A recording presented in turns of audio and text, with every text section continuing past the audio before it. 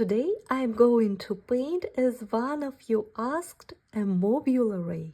Hi friends, I'm Olga Koelsch, watercolor artist, teacher and a book author. Welcome to my studio. First of all, let's find the middle and then draw the head. It looks like it has horns, so sometimes it calls devil head. So be creative.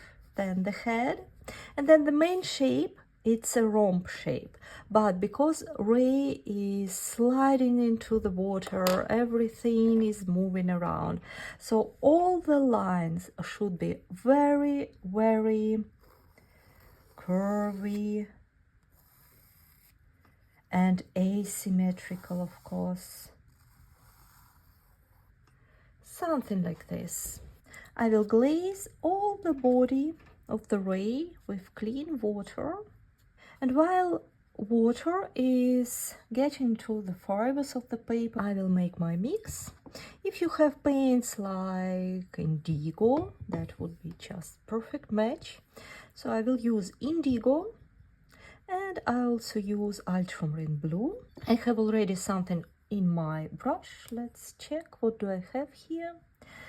Everything flows, everything is very wet right now, so you can apply some paints around the outlines, around the body, keeping the middle part yet untouched. For now, with the tip of the brush, it's very convenient to go now into small corners and use bigger part of the brush in those more open areas. And then it's fun just to let pigments, let your watercolor swim around. We are painting a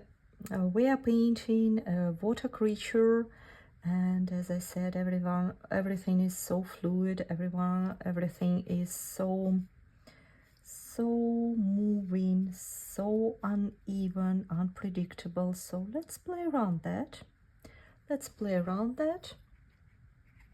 For now, like this, and then you can start to add a little bit more of contrasts in some parts, and to do that you need to grab a little bit of creamier mix.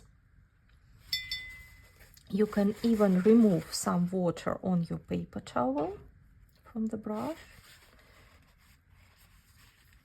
and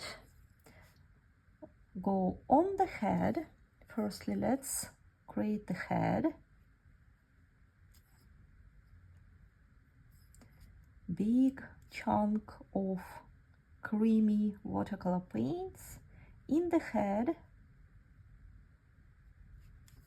and of course let's paint those horns, tip of the brush, a little bit belly of the brush, very similar to how we painted some petals. Then you can lift it again and let it slide. Today I would like to focus mostly on the fluid features of watercolor, just enjoy how it all flows. So I use my creamy mix and I add some accents on those fins. Oh, they look like wings. But the paper is still wet, and that allows create those movements. The body, this triangle, is slightly lighter than fins, so I can add a couple of darker colors around this body triangle. You can imagine how it goes. You remember when we draw this middle line. So keep this in mind. Have this imaginary spine line, and then add a bit of darker paints around.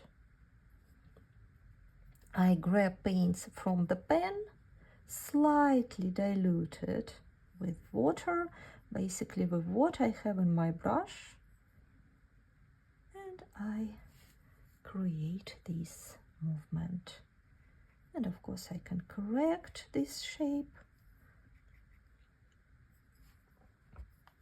I will give it a moment to dry, and at the same time I will draw this tail.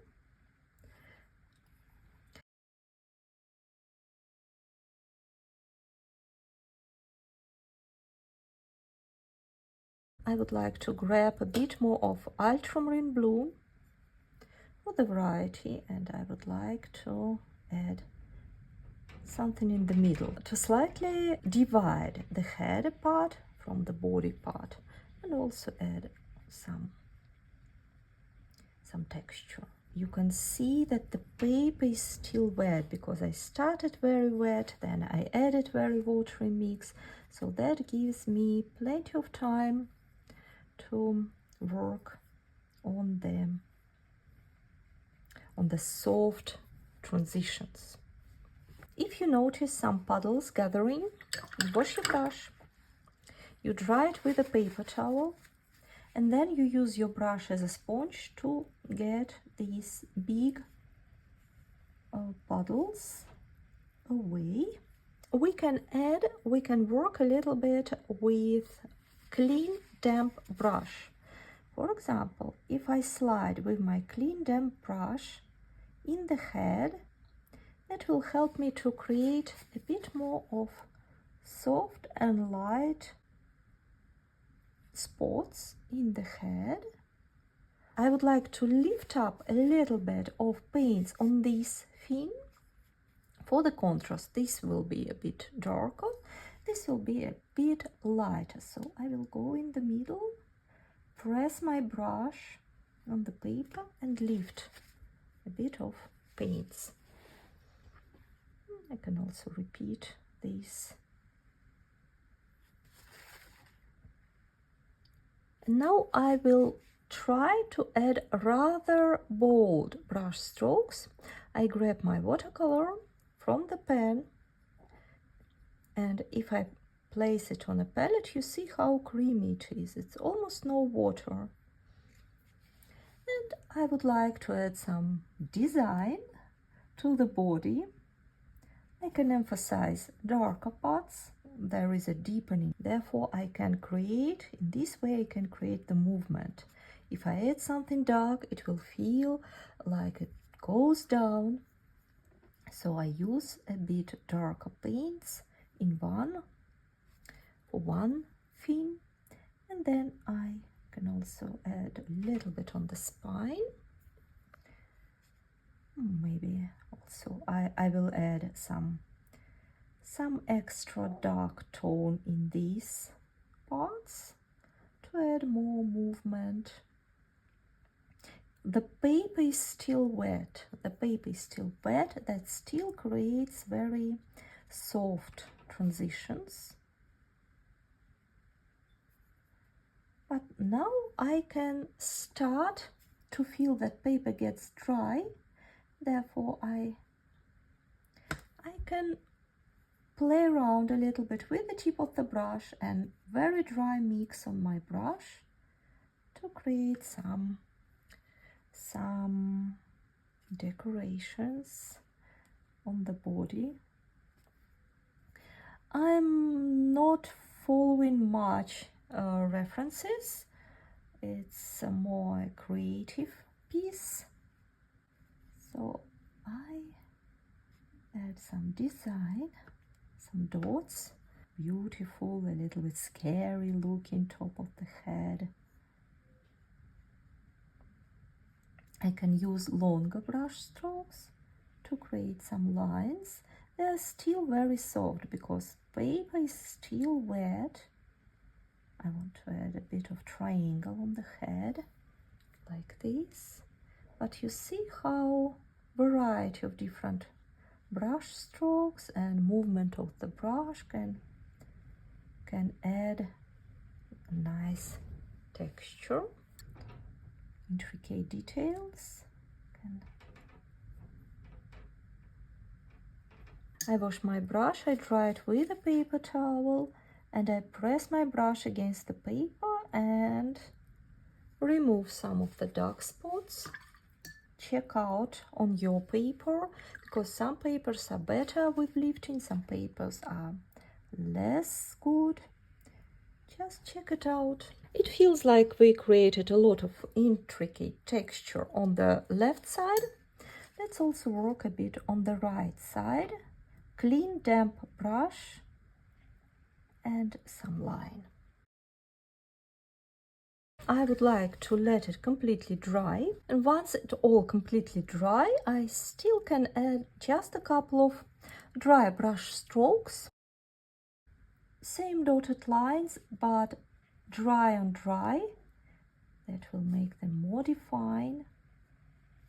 Now I load my brush with more watery mix to create splashes. I want to add splashes just in one corner, so not to overdo it, and then it will look more interesting. And now our MOBULA ray is ready. Thank you so much for painting with me. I hope you enjoyed this class. Please let me know in comments what would you like to paint next, and see you soon. Bye bye.